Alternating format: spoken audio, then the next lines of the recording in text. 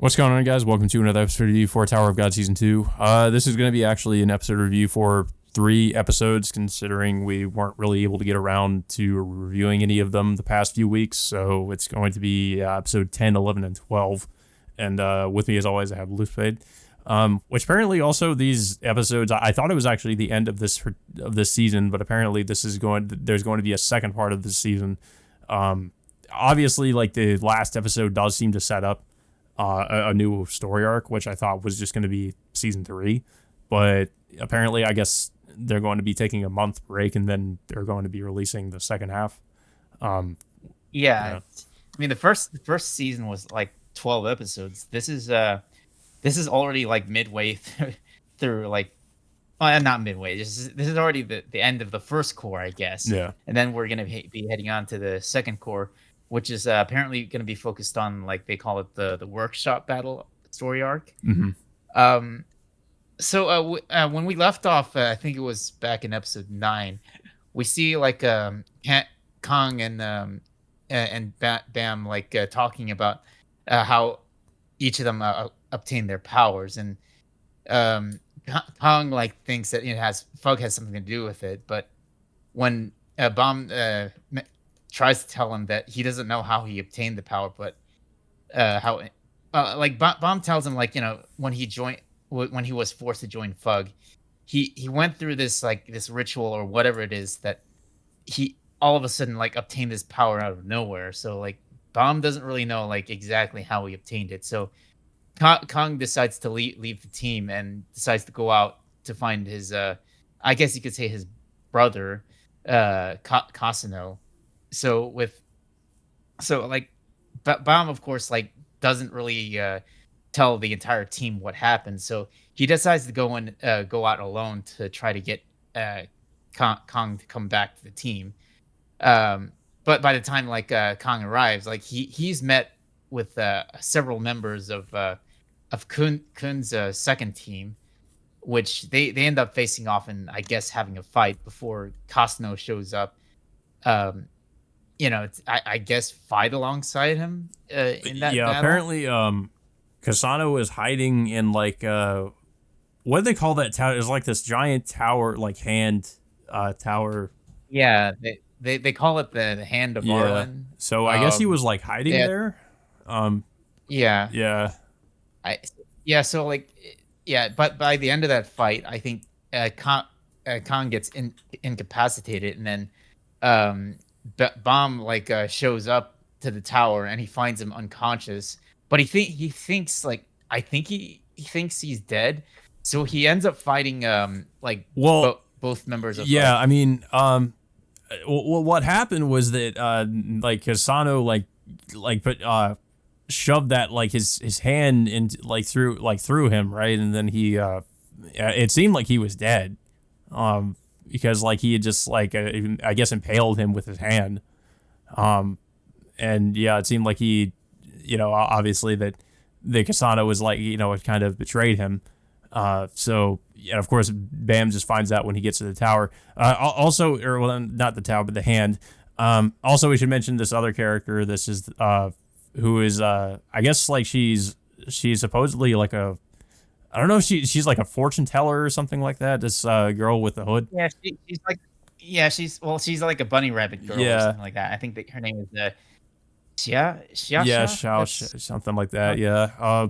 Apparently, we learn from that there is a character that tries to, because Kun decides, of course, is also going at, like, his team is going after the devil, or I think he was called the devil, the right hand or something like that, which is I guess Chisano, and he gets assaulted by this guy who's an assassin.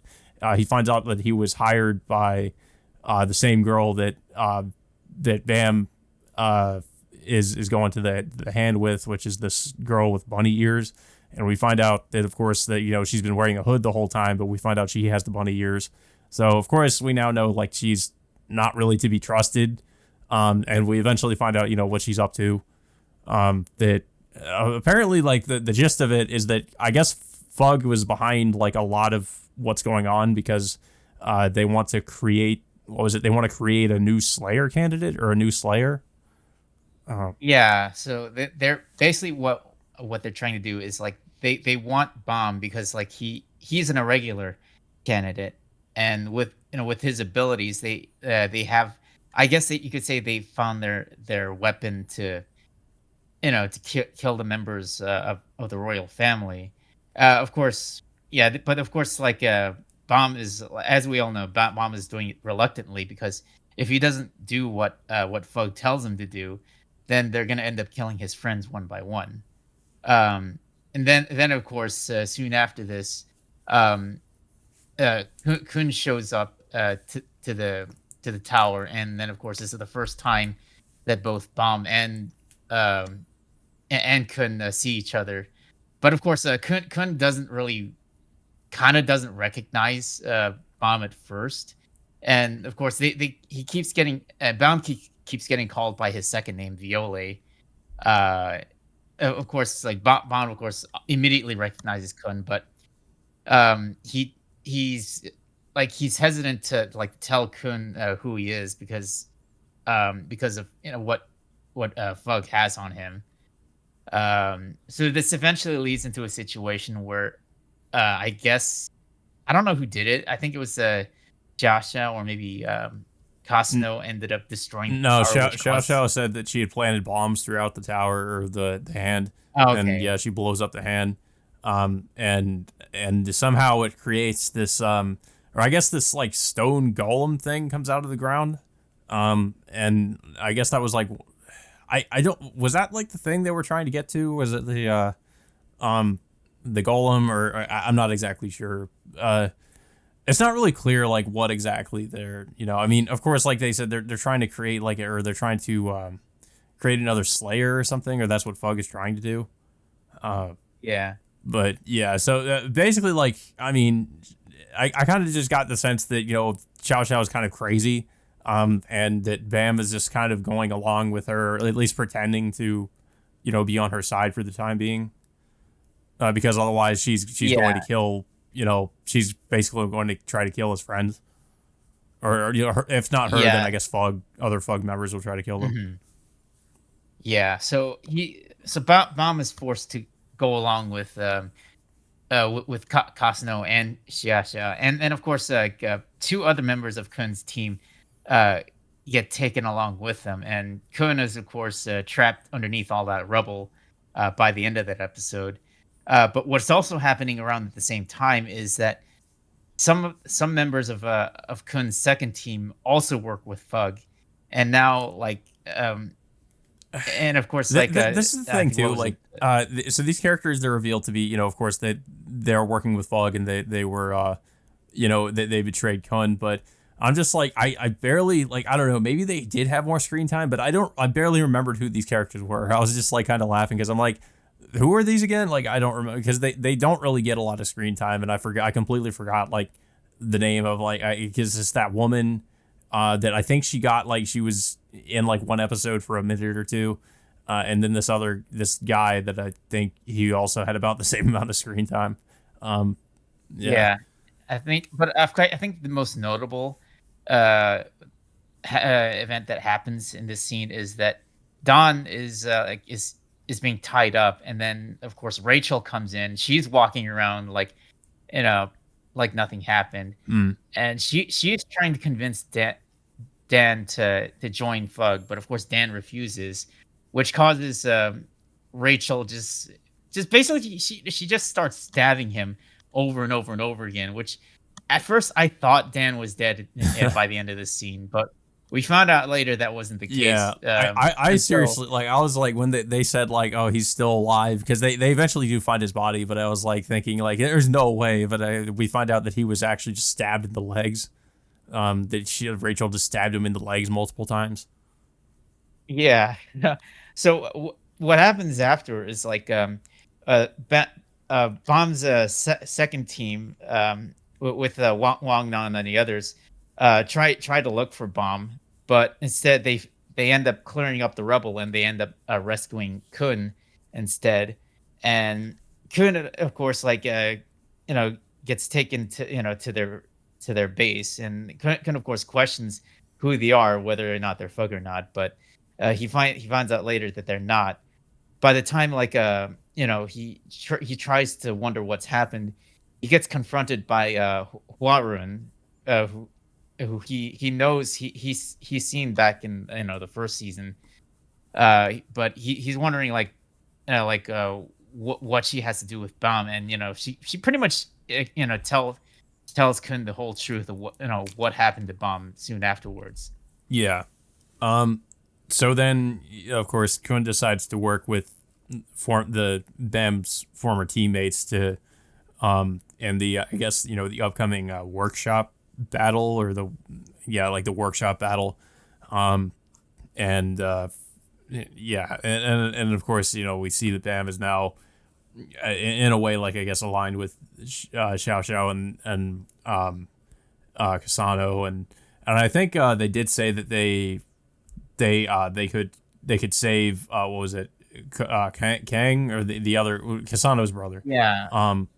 Yeah, they because they recovered his body soon afterward, and then there was at least a couple other members of Kun's teammates that were dragged along, but Bomb tries to convince Xia to not kill them, and instead have them come along with them to the workshop. So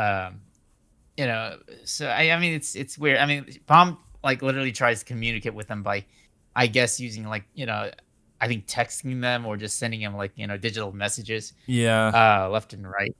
One of the problems I have with this series, though, is that it seems like there's so much going on with the world and certain terminology. They could have explained it in season 1, but I forgot about it. Like stuff like lighthouses and regulars, irregulars, wave controllers. I just kind of assume certain things about them. I mean, I could be wrong, but I feel like I could be not remembering it, but I mean, I feel like they don't explain certain terminologies. They just kind of, it feels like they sort of assume that you already know what it is, and they don't really go into it any sort of world building element in terms of what, for instance, I didn't even really know there was they're talking about 10 families. We know about the Jihad family, and we know about I guess the family that that one princess is from, the Yuan family. But we don't really know about all the 10 families. They just, and I mean, maybe there could be some things that they're just not explaining for a reason, but there are some things I feel like we should already know, and they don't really go into it. For instance, you were talking about Bomb communicating with them through text. That's something I feel like they should have explained already before now. And they don't really. I feel like they, maybe it was something that was in the manhwa but was cut out from the anime or something, because it feels like that's kind of how it feels like watching it, and you haven't read the manhwa. It just feels like there's stuff kind of missing. There's stuff that should have been explained maybe a little earlier in the story, but just wasn't in the anime. I don't know. It's just kind of how I felt having watched, especially this season. Yeah. Well, based on where this episode is going, I mean, yeah, it's pretty much building up to the upcoming workshop battle. So now Kun is now working with Bomb's former team, and now he's going to end up taking them along in hopes of of beating Fug there, and maybe in a way trying to help Bomb get out of a situation of working with Fug in the first place. Mm-hmm. And speaking of teams, we do get a cameo appearance of Bomb's original teammates from the first season. We see Rock and the other characters, in which they get the news that that Kun supposedly died during what happened at the hand of Arlen. But of course, Rock of course refuses to believe that, so he sets out to figure out what's happened. But that's pretty much all we get from those characters. Yeah. So I guess that's pretty much it for the first half of this season. I mean, I'm kind of surprised to know there's going to be a second half. So I guess we'll see how that turns out. I thought so far it's okay. I feel like I would have to agree with a lot of people that it's a bit of a step down in terms of the art style and animation from season 1. And season 1 didn't have amazing animation, but season 2 it feels like it's just kind of, there's a lot of moments where it feels like a little bit of a slideshow, or like the animation budget just isn't really there, especially during like certain fight scenes. But yeah, I thought it was okay. I didn't really like it as much as season one, but it wasn't bad. I enjoyed it for the most part. So I guess we'll have to see what they do with the second half of it. Um, Yeah. I do feel like these last 3 episodes did help pick up the pace for this series. yeah, Moving into the workshop battle, because I kind of felt like it when it's such pace, and Bomb's development, post season 1 kind of, I don't know, it kind of dragged out until we finally get to see him being thrust back into the main plot, with him being, I guess you could say, reunited with Kun in a way, mhm. and with him being put into the upcoming workshop battle, which I'm pretty sure he'll eventually run into Kun again and reunite with him. Yeah. It seems like they're saving that for I guess, the workshop battle arc. Um, Mhm. but yeah, I don't really have much else to say though. I don't know if you have anything else to say. Yeah, I am kind of looking forward to the upcoming workshop battle. Yeah, like I was saying before, the plot is starting to pick up a little bit now that Bam is like, I guess you could say he's coming back to the forefront as a main character again. Yeah, I mean, it feels like he's in some ways gone back to his original self somewhat. But he's more like Bomb than he is like Viola, and when he is Viola, he's just kind of like Kun was saying, he's trying to play the sort of like, in a way, like playing a part or playing the role of a villain. Um, Oh yeah. but yeah, so that all being said, guys, until next time, we will see you all later.